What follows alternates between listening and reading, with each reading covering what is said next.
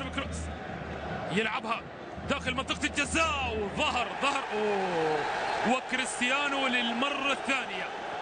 للمرة الثانية خارج نطاق المباراة تماما، خارج نطاق المباراة.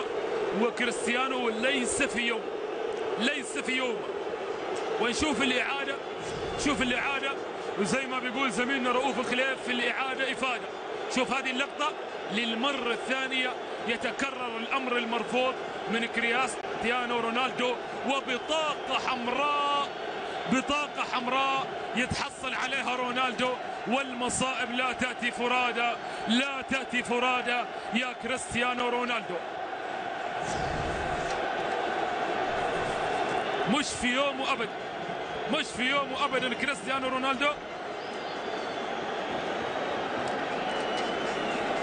إلى خارج أرضية الملعب في يوم حتى الآن ليس لمدريد.